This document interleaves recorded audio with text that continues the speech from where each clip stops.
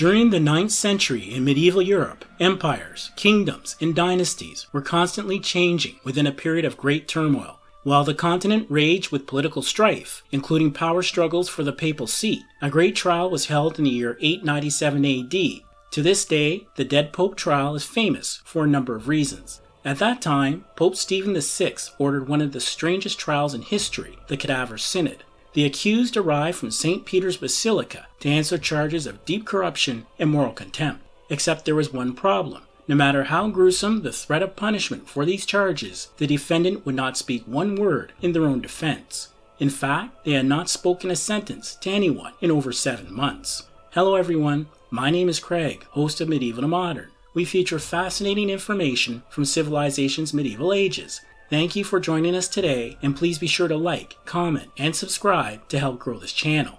As the 9th century progressed, the popes of Rome were facing increased danger as political struggles placed them in vulnerable situations. Popes during this period were very aware of their fragile position, realizing they desperately needed money and powerful support to continue carrying out important church duties. Therefore, they looked for allies and assistance in the secular world to accomplish their aims and safeguard the church's very existence. However, despite these major challenges, there were a few people that seemed destined to guide the church in these challenging times. One was named Bishop Formosus of Porto Santa Rufina, who came to his position during 864 AD. In the decade of the 860s, this bishop was called upon to handle various challenging church assignments by the Pope, which he completed each time with success. To a growing number of people, it appeared Bishop Formosus, born around 816 AD, would be a leading candidate when the next Pope was selected. Though in this volatile environment, nothing could be assumed, especially the powerful position of Pope. Then, in the year 872 AD, the time to decide a new Pope had arrived. Though to the shock of many, this new church leader would be Pope John VIII. This event was not the only concern for an overlooked Bishop Formosus. To his dismay, he had the added misfortune of backing a losing candidate for the crown of Holy Roman Emperor. Thus, it was only a matter of time before the new Pope, who seen Bishop Formosus as a formidable rival, moved to consolidate his power. In the year 876 AD, Pope John VIII brought various violations of church law against Bishop Formosus, including, quote, conspiring with certain iniquitous men and women for the destruction of the papal see, end of quote. By this time, the bishop had already fled Rome in the prior year of 875. In his absence, the charges were successful, and the bishop was defrocked and excommunicated.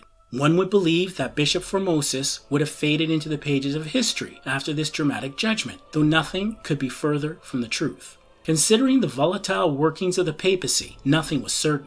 Pope John VIII would be the latest victim of this unending power struggle when he was assassinated in December 882 AD. His cause of death was bludgeoning by a hammer blow to the head by his own clerics.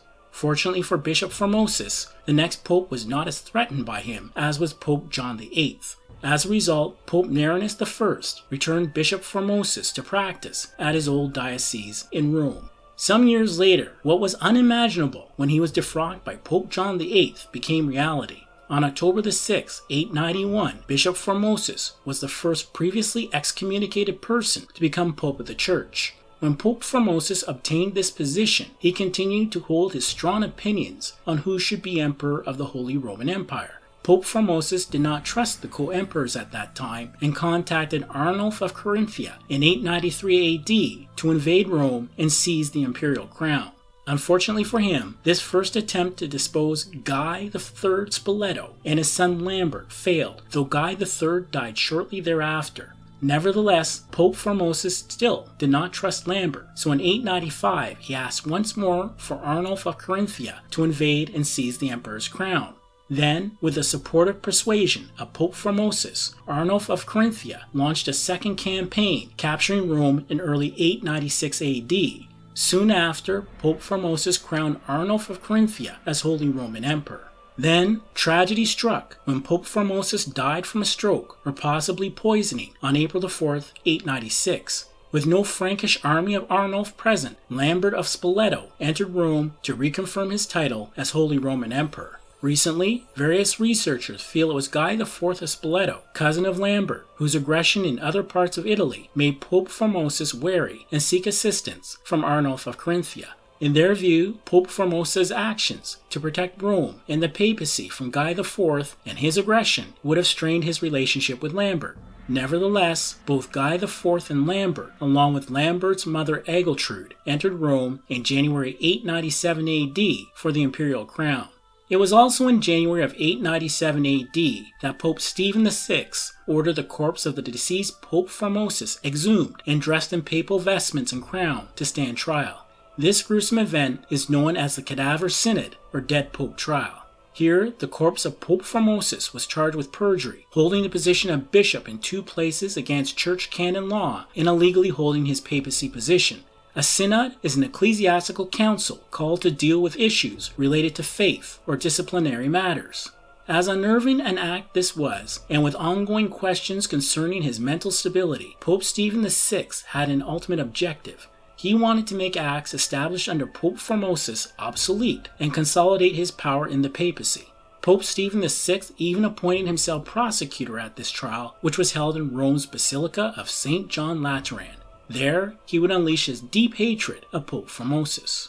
The powerful House of Spoleto, with Emperor Lambert from that same family, also appears to have been motivated to seek revenge for Pope Formosus' past actions. They are presumed to have pressured the new pope to act out their macabre wishes by holding the Dead Pope trial. Pope Stephen VI did not need too much persuasion, for he would gain additional benefit when Pope Formosus was found guilty. If he could nullify Pope Formosus' acts, he would not be guilty of one of the major charges he made against Pope Formosus, which was being a bishop in 2 places at the same time. Since the defendant was a corpse, an 18-year-old deacon who crouched behind the deceased pope was appointed to answer any questions.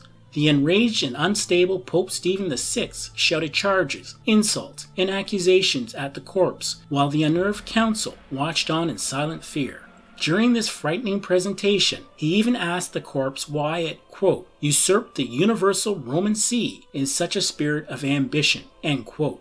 As one could imagine, the departed Bishop Formosus was found guilty by this papal court and removed from the list of popes. His punishment included losing his papacy and the severing of 3 consecration fingers on his right hand. Pope Formosus' acts and ordinances were made null and void, though an ominous sign occurred during this trial, which today some people say meant the matter was still unsettled. An earthquake shook the Basilica during the Dead Pope trial, causing some damage to part of its structure. After leaving the burial vault of St. Peter's Basilica, twice more his body was moved. First, Pope Formosus was buried in a commoner's grave reserved for the burial of foreigners outside of church lands. A few days later, on orders again from Pope Stephen VI, it was exhumed, weighted down, and tossed into Italy's Tiber River, though even this horrific fate was not the last act in this bizarre story.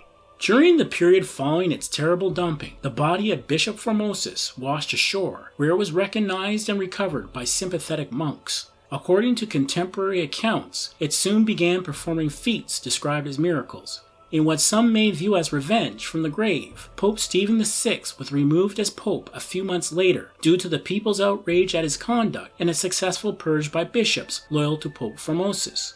In August 897 AD, Pope Stephen VI was strangled to death while in prison. After this period, Pope Formosus was reburied in St. Peter's Basilica with full vestments. In 898 AD, Pope John IX prohibited any future trials of a dead pope by decree. However, in 904 AD, one of the people involved in this bizarre trial of the Cadaver Synod as a co-judge became pope. Pope Sergius III overturned both Pope John IX and Pope Theodore II's decisions and found Pope Formosus guilty once again. Nevertheless, Pope Formosus and acts during his papacy were later reinstated, as the Church recognized Pope Sergius III's actions as politically motivated. Today, the body of Pope Formosus is interred at St. Peter's Basilica. Thank you for supporting us at Medieval to Modern. Please be sure to watch our next episode or one shown at the end of this video. Also be sure to like, subscribe, comment, and spread the word about this channel so we can create more exciting content. I wish you good tidings as we remember that sharing knowledge has been a noble deed throughout the ages.